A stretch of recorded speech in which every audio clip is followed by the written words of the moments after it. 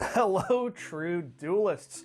YGO Strats here, truly embracing the YGO part of my channel name by making a video about the new Digimon TCG, or I guess the DCG as I've seen it referred to. I was initially going to make a video about how to play the Digimon card game as well as why I play it, but honestly there are plenty of other videos on the topic that do it more than adequately enough that I don't need to add mine into the mix. So I figured I'd do that whole YouTube thing, where I'm like, why the Yu-Gi-Oh guy plays the non-Yu-Gi-Oh game. I'm sure you've seen those types of videos. The best ones are the hyper niche ones where it's like professional Pokemon Dash speedrunner looks at Forza or something absurd. Yeah. I'm a professional Pokemon Dash speedrunner. For the last 4 years, I've been first place on all the runs.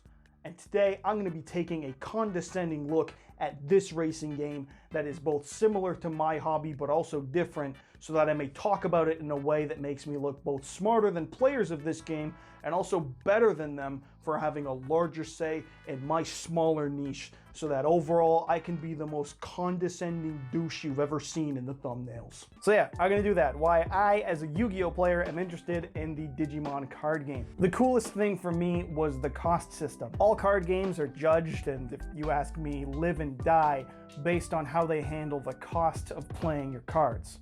Mechanically speaking, of course, we'll get to the cash subject in just a minute. Magic uses land, Pokemon has their energy, and Yu-Gi-Oh has ADHD and doesn't fucking stop. Digimon opted instead for the memory gauge. A duel? Duel? I'm a Yu-Gi-Oh player, I'm calling it a duel, whatever a Digimon battle is. A duel starts with the memory gauge at 0. All your cards have a play cost to them, be it through playing the card or when you digivolve the card. You'll spend the memory written on it according to what you're doing, and then move the counter some amount towards the opponent's side. Once the gauge passes 0 over to the opponent's numbers, it becomes their turn. So if you go first and you play a card that costs 3 memory, the opponent will have 3 extra memory to play with on their turn. So then they could play a card that costs, say, 2 memory, and then an additional card that costs 3, and then the memory gauge will be moved over to your side, and now it's your turn again. The memory system really feels like it adds a bit more thought process to your plays. In Yu-Gi-Oh, the only thing that makes me think of playing in a reserved manner is Nibiru. Sure, Ash Blossom will suck to deal with, but it won't stop most of my hands, it'll mostly just slow me down a little bit. Only a blowout card like Nibiru or maybe Droller Lockbird really stops you or makes you think. Otherwise, I'm building my board to be as big and mean and unbreakable as it can be so that you won't be able to beat it. In Digimon, if I just play a card to clear the board, it's almost always at a cost of 7 or 8 memory. And giving the opponent 8 memory just to clear 1 Digimon almost certainly means that they're going to be able to build a new board again on their turn. The memory system also leads to what people call memory choking, trying to give the opponent as little memory as you can so that if they play even a 4-cost card, you'll end up with 3 memory, and then at the end of your turn you try and again only give them 1. Alternatively, if you play aggressive enough and with a strong enough boss Digimon, then sometimes even getting to 5 memory feels like it's not quite enough to beat the 14,000 double attacking Digimon and be able to live to tell the tale. The keyword system is another thing that is just amazing to play with coming from Yu-Gi-Oh! Instead of trying to explain to my opponents exactly which effect on the card text I'm using and then find the exact sentence where it is and then see if it's an if or a when. I love Yu-Gi-Oh, don't get me wrong, but man, some of the cards really do end up feeling like this when trying to go through. Shoutouts to pendulums. But in Digimon, it's pretty simple. Jamming will mean a Digimon has jamming, and it'll explain jamming right next to that. When attacking means that it activates when it's attacking. The most complex one that I've personally encountered is a Digimon that digivolves when attacking. And so if it evolves into something that also has a when attacking effect, the newest one has already missed the timing to trigger its effect. Other than that, the effects all have bold, boxed text outlining if it's an all turns, your turn, the opponent's turn only, a once per turn only, all the conditions that trigger it, and exactly what it does. Security +1 means it checks an extra security. 2 effects giving it security +1 means it checks 2 additional cards. It's that simple. Keywords are something that is really lacking from Yu-Gi-Oh! And man, would it be nice to get more. Another huge deciding factor for me was the cards themselves.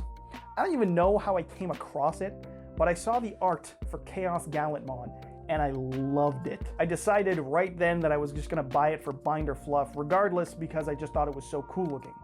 And then I saw how cheap it was. I ended up just typing in Chaos Gallantmon deck into YouTube, net decked the first deck card for card, threw it all in a basket on TCG Player, and the full cost of the deck was $80. As a Yu-Gi-Oh player, I'm used to seeing $450 for a playset of Prosperity. Just 3 cards out of my minimum 40 card deck, not even getting into the side deck or the extra deck. The notion of spending $80 for the entire deck definitely made the whole thing seem way more affordable. And so I bought that $80 deck and then 2 copies of 2 structure decks, and at the end of it, I had 3 full playable decks for myself and my friends to play with to see if they wanted to get involved in the game, and it cost me $120 all in. Decks, sleeves, and boxes. There are absolutely still expensive cards in the meta decks. I think Zwart Defeat has been like $50 American for a while now, and in plenty of sets you can see the most expensive card is in the $50 to $80 range. But Digimon has another thing going for it that the budget-oriented of us will love. Alternate arts. This Dorumon is a $50 4 of mandatory card in its deck, meaning it costs $200 for the playset of this card. This Dorumon is a mandatory 4 of staple in its deck. It is a $2.25 card and costs $9 for the playset. Corporate would like you to identify the difference between these 2 cards. I made an office meme. Please kill me. It's the same card. They have the same effect, they have the same set number. The only difference is one looks cooler and costs more, but the other is affordable. This means if you're a registered flex offender, you can bling out your deck and get all those fresh as fuck alt arts. Or if you just want to play the game in paper, you can go without breaking the bank and get your standard art version. It makes the game feel so much more approachable as a new player that I can just get the cards I like for cheap and be able to play them, and then if I really like them, I can choose to bling them out. Now, they aren't all cheap. I believe Lucemon Fallen Mode or whatever it is about $120 for the playset in the standard art version. So if you're buying a playset of the alt art, prepare to spend some bucks. But enough viable decks are cheap enough that I've got like 6 for myself at this point. Is that a surprise? I have a problem. I won't lie. I am what we call in the business a Gen 1er when it comes to Digimon. I watched the first 3 animes when I was a kid, and when I saw all the cards, I decided I wanted to build the decks from the animes. If you've seen Tamers, you know that is Megidramon in the background of Chaos Gallantmon's art. It's a subtle reference to the anime. I'm trying to not pay too much attention to the metagame, honestly, just to keep this game as a light alternative to Yu-Gi-Oh! With the boys. So I don't know what's good or bad, I'm just buying the stuff I saw as a kid. Chaos Gallantmon, Gallantmon, Sakuyamon, the armor form dudes, Black Wargreymon, and X-Antibody, because look at this dude. That's a cool looking dude right there. The art also just covers so much more of the card, which is a minor thing, but really enjoyable when you're playing it, and it's another thing I'd love to see Yu-Gi-Oh! Start doing. The last couple of really neat things that I've been loving about the game is how Digivolving can give different inheritable effects to different Digimon. So when you stack up your Digimon, you're getting different effects depending on how you got to that form. This means that getting your boss monster isn't the same thing each and every time. They can have different effects depending on what you've used to get there, adding to the variety you can see in your games and really drawing attention to the tech cards in some cases. Shoutouts to Tsunarizamon. Fucking Digimon names, dude, all ended in Mon. The other thing that threw me for a loop was the searching the system. In Yu-Gi-Oh! When a card says add a card from deck to hand, that card goes from your deck to your hand, you know, ignoring Ash Blossom. In Digimon, searchers will look at some number of the top card of the deck, usually 3 to 5, and then grab from those cards revealed. So sometimes you can play a card, hit 2 search targets and the 3 revealed and go +2 off of 1 monster. Other times you could look at the top 5 cards of your deck, find no targets, and just whiff. searching is very limited, and you don't just get to grab whatever key cards you like when you like, which helps add to making smarter plays with what you have and just jankier sorts of plays in general, especially compared to how streamlined Yu-Gi-Oh! Is. The exchange is that every time you digivolve, you'll draw a card. That, coupled with no hand size limit, means you can sometimes see games where a person has like 14 cards in hand and they're still making some jank plays because, dude, how do I still not have a level 5 at this point? And since the DCG trades life points for security cards, it means that the games all have an extra level of sackiness to the games that I love. Any Digimon can just attack the player directly. And since each player has a security stack of 5 cards that are set at the beginning of the game, when a Digimon attacks you, you flip over one of your security cards. Cards in your security will have an effect that'll either help you or hinder the opponent in some way, and if you're attacked with no security, you'll lose. Sometimes you can have a terrible hand, but since your security was just stacked to God mode, your opponent just has to deal with 3 Omnimon Zwart defeats because they got a little too cocky with a jamming Vmon. And if you start playing this game and end up figuring out what that means, it's funny, I hope.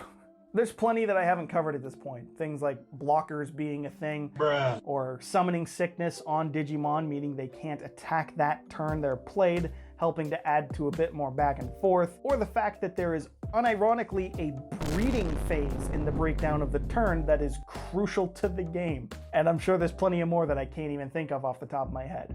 If I've done an interesting enough job describing this game to you, I really recommend you give it a shot. This is obviously very anecdotal, but I've tried plenty of TCGs in my time, and I've enjoyed Pokemon and I've enjoyed Magic as card games, but Digimon's the first one since Yu-Gi-Oh! That really grabbed my attention. Plus, you only need to buy 2 copies of any structure deck for full play sets as opposed to the 3 you gotta buy in Yu-Gi-Oh! That's less trash filling up my garbage. Yeet. There's no proper official simulator that I'm aware of for this game, but there is an online demo you can find to practice and familiarize yourself with to learn to play it. I really can't recommend it enough, even if only to try out. It's super affordable, it's got awesome artwork, and it's really well designed in terms of the memory system and just like the back and forth you can see. Plus, playing it is just a blast. So if you're looking for something new to try out, just an alternative to Yu-Gi-Oh! When some formats devolve into Splite tier elements and you look at the meta game and you're like, wow, I could not be doing this right now. Don't get me wrong, I love Yu-Gi-Oh!, but I'm not looking forward to Splite tier elements. I really recommend you check this game out. It's a blast as a sort of alternative to Yu-Gi-Oh! Thank you for watching as always. I just wanted to talk about a new passion, so if you liked it or wouldn't mind seeing more Digimon content, I guess leave me a comment. I'm not against it at all. Yu-Gi-Oh! Is and will remain my priority, so don't worry about this suddenly shifting to being a Digimon channel if that isn't your thing. I just want to get a feel for this. Really, I'm just throwing stuff at a wall here.